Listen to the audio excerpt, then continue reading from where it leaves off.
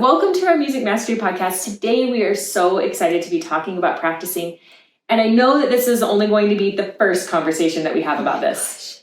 I think this is the biggest question of how to make this work. This is the behind the scenes. This is the magic behind the curtain that happens to produce the results that we're so fond of and performances that we see.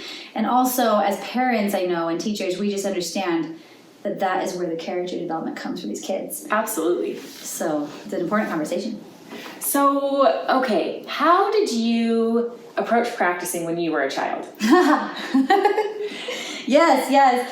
Well, okay, so a little bit about me. I have ADHD. I came from a big family. I'm the oldest of 5 kids. My dad is the oldest of 13, all from the same parents, no twins. It was crazy. And they loved each other so much, and they currently still do this. They live in houses all next to each other, and they just are each other's neighbors. They're each other's best friends. They celebrate each other's birthdays together, the children's birthdays, milestones, everything. And so, and all of my family is extremely passionate about something. There was this culture in my family, for better or for worse, that everyone needs a gimmick. So everyone needs something they're good at. That's funny. Yeah, everybody, that's what they call it. Everybody, what's your gimmick, you know?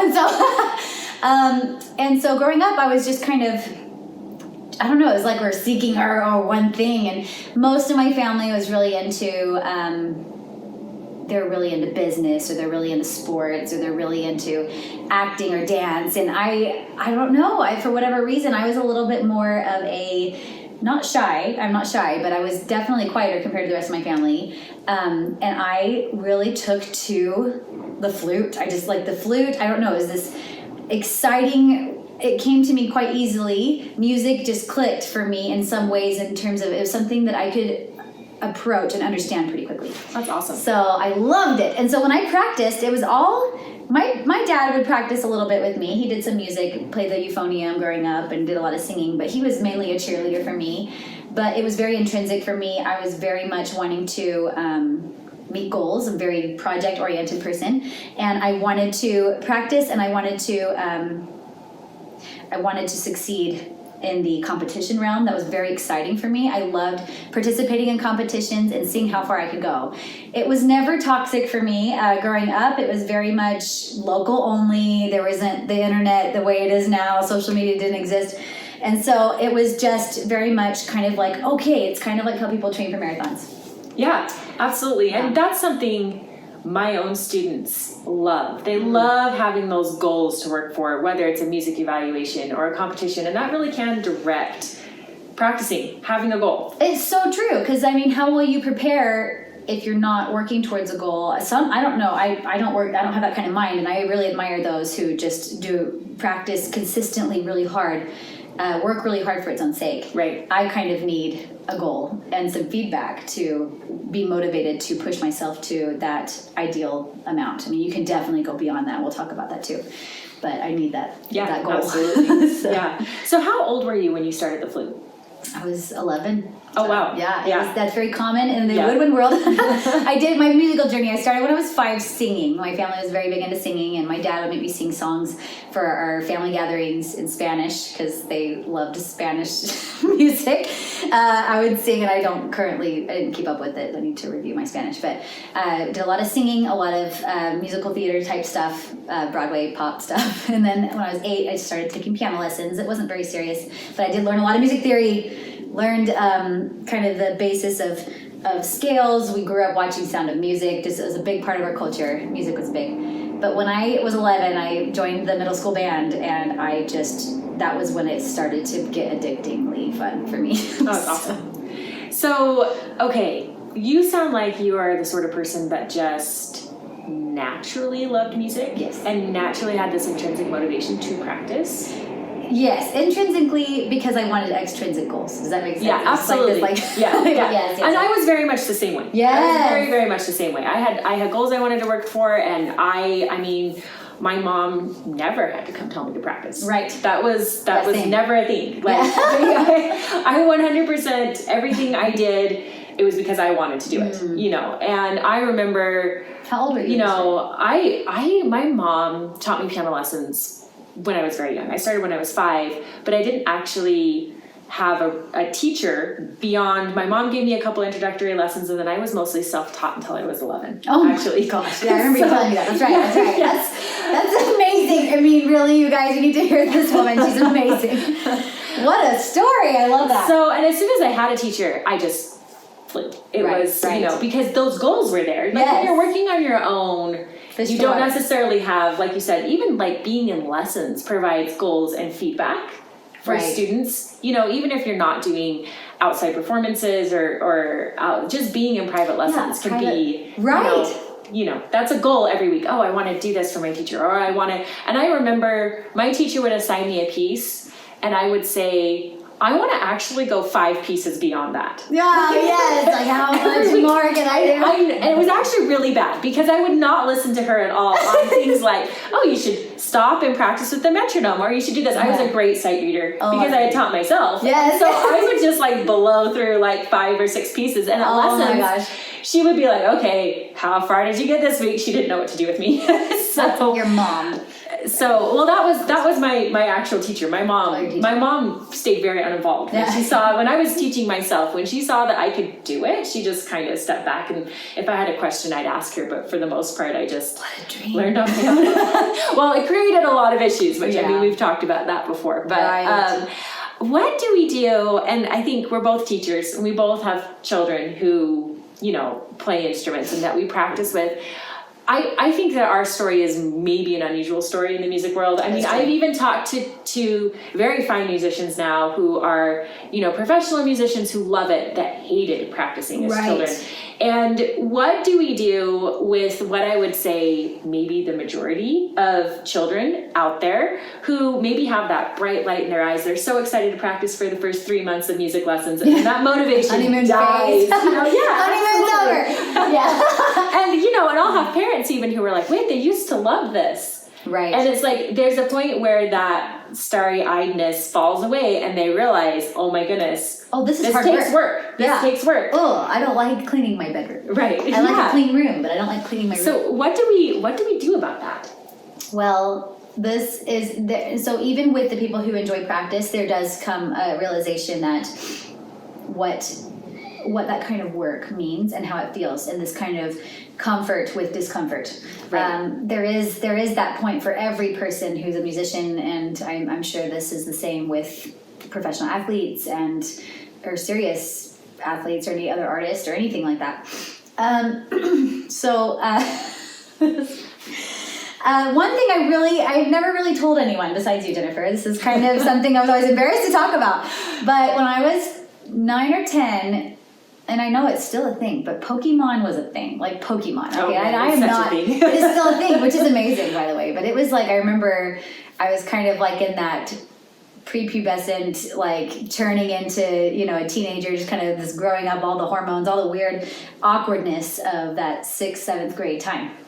And so I would kind of escape into my weird nerd hobbies, and Pokemon Game Boy was mine. And I, by the way, I had some cards. I wasn't really big into the card collecting, and to this day, I'm not a video game person at all. I'm not very good at it, but I don't mind it, but I just, but it was the Game Boy game that I spent way too much time on. And that was like my free time. I had a very loose, not unregulated, we had rules as a family, but it was a lot of free time, a lot of open time. I spent a lot of time on that Game Boy. We're at airports, road trips, you name it. I was on that Game Boy. And I don't know, for anybody, this is kind of very, you know, it's a little vintage of an idea, but this Game Boy had this algorithm in there. It just felt so real. It was this Candyland. You're training these animals in these Pokeballs, and you have them in your belt or something. You have like in a row, and you can switch the order of them based on who's stronger or who you want to develop. So you have a character who has certain skills, but they are weaker than your other characters, your other Pokemon. And it was a strategy in how you would arrange these characters to get some time on the battlefield and then make sure that they don't pass out, so that you switch other characters out to save the day at the end, to defeat the battle. But the fact that those weaker characters had some time in the very beginning, in the front, they were able to exert themselves enough to gain some sort of benefit, but also recover. So with that is kind of analogous to a teacher helping a student in a lesson, letting them fail just the right amount. I'm seeing this after the fact. I didn't know this at the time, but I would play this so much, and my goal was to get all of my Pokemon in my belt the same level and super high, and then I would get more of them. I'd switch them out from the computer storage system or whatever. And you know, it really basically taught me how to practice my instrument without me knowing. So I was learning deep work. I was learning strategy of certain skills. I was learning the principles of rest and recovery. I was learning principles of fundamentals and just like going through that grass and a million times, maybe hundreds of times, to see another bird that can attack your squirrels. Right. But like I would stay in this like square of grass for extra long so that I would have my characters have a chance to build before I would go to the harder village next door. And I didn't really make that connection until I was a parent teaching my kids or helping my kids practice. But I was like, why do I have these instincts to so much in the front end, or in the front end, when development? Why am I so comfortable there? What is it about my instincts that just belong there? And I ask myself a lot of questions like that sometimes, especially when you become a parent. You start to look at yourself a little differently.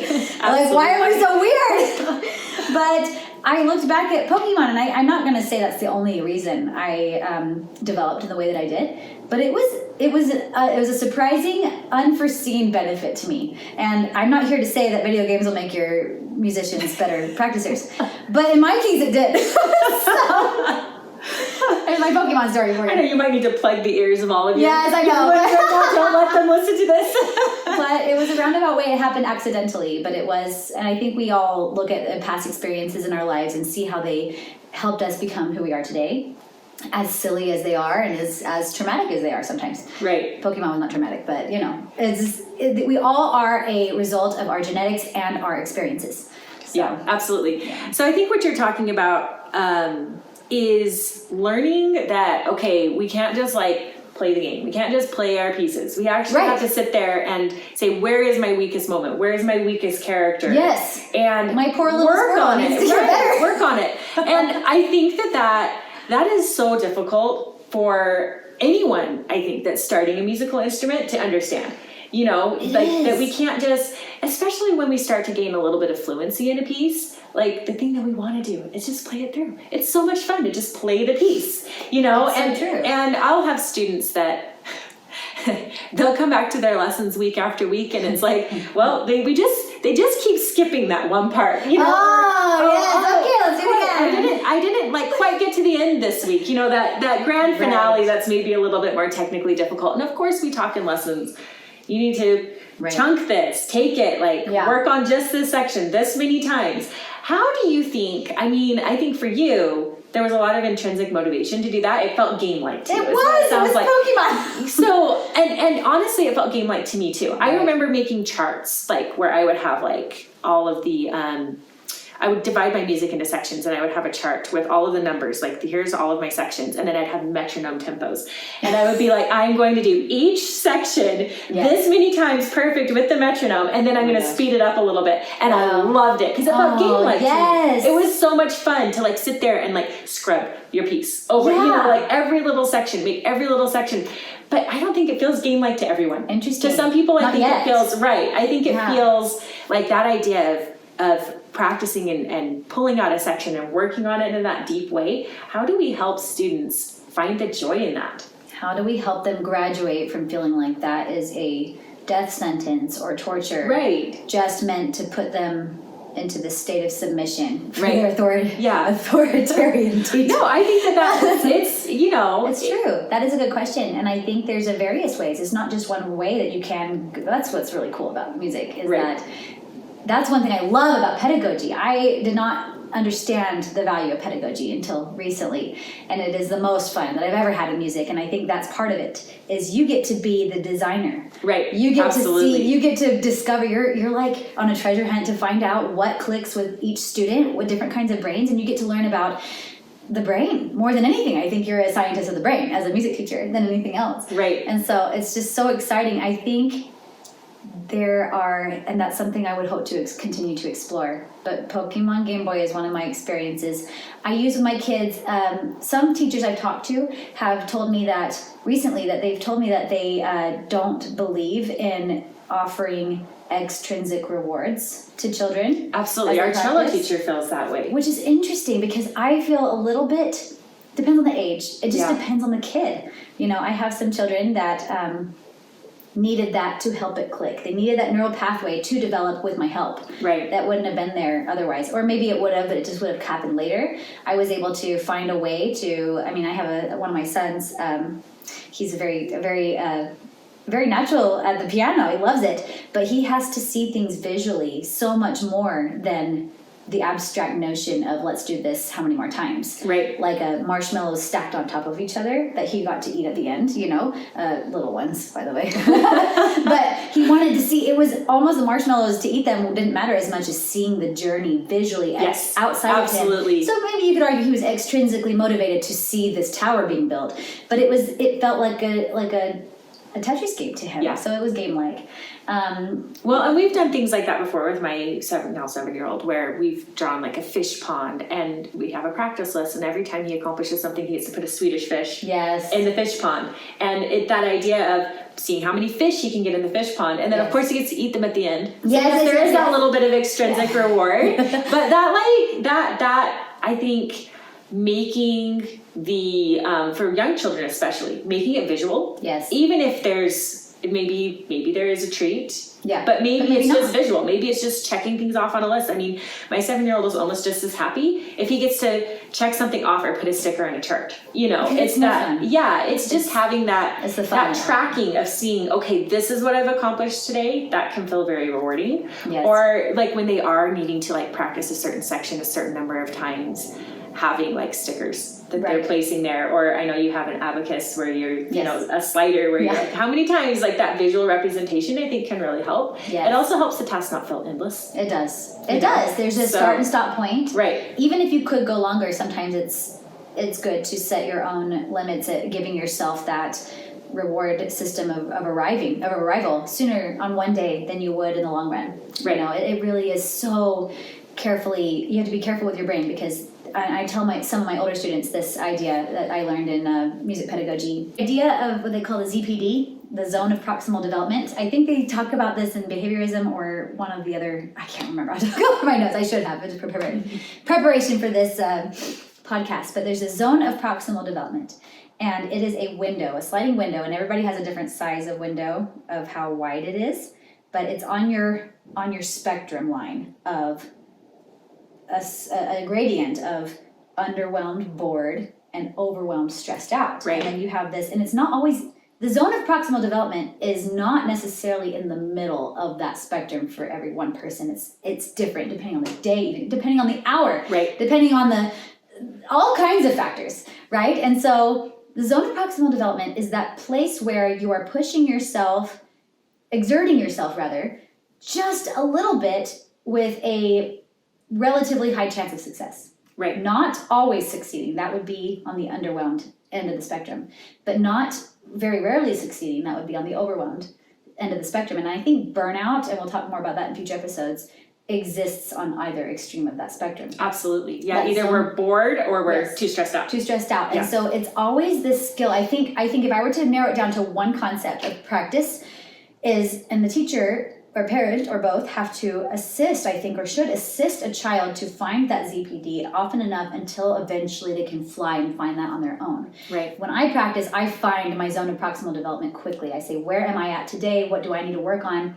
But I know that how I respond and how it feels, I'm comfortable with that point of I need to exert myself to get this amount of reward. Because, I mean, it's easy to give a child that's gifted, and we'll talk more about this too, such music that you see so much potential in them. Let's give them this insanely difficult repertoire because they can. And it's like, well, yeah, but where is that on the, It might be there, but maybe not yet, or maybe not today, or maybe sometimes, and maybe not all the time.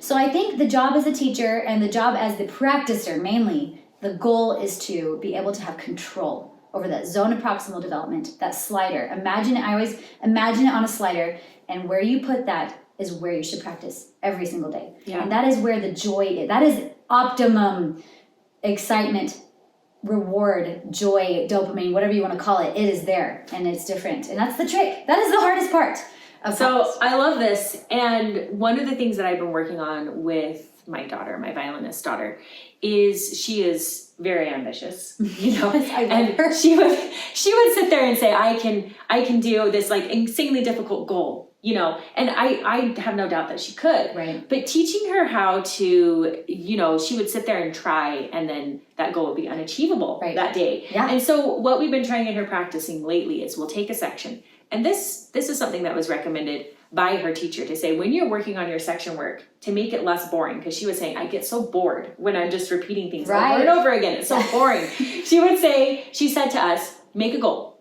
Right. And so make a goal for that day for that section. Well, the problem is my daughter's goals were always well beyond where she could actually reach. And so my job as a practice helper lately has been, how do we make a goal for this section that still inspires her, where she feels like this is achievable for me, but also, and it's pushing her, so it's keeping her in that optimal place, right? But that isn't making her be bored, you know? And so what we did today, and this worked so well, and you know, every day it's something new. Right. We made levels. Like, this is our goal, and these are our levels to get to that goal.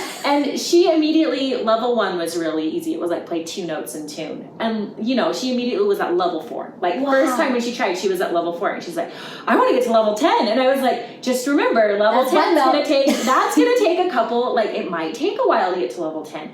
So why don't you make a goal that feels very doable today? And she's like, okay, level 6. And she did it. And it was great. And it was a way for us to like take that section. She spent 25 minutes on one section of music happily. She was so happy to practice. Yes! And that, making it personal where they make the goal. Right. And then helping them to understand how to reach that goal step by step. So maybe that's our job. Like, what needs to happen before we're going to make that goal?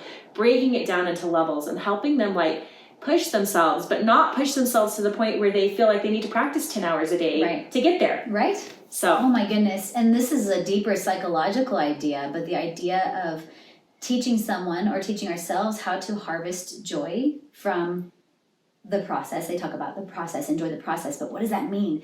I think it means tapping into that brain center that receives this reward system at the right times, or how to hack that into enjoying different I guess goals or different kinds of milestones. That's what I'm going to say. Yeah, milestones. Absolutely. Yeah. So understanding milestones. I think the way we talk to our students and our children about what's valuable as as a teacher, or sorry, as a musician, is a very delicate, important concept. And I think we need to cherish that.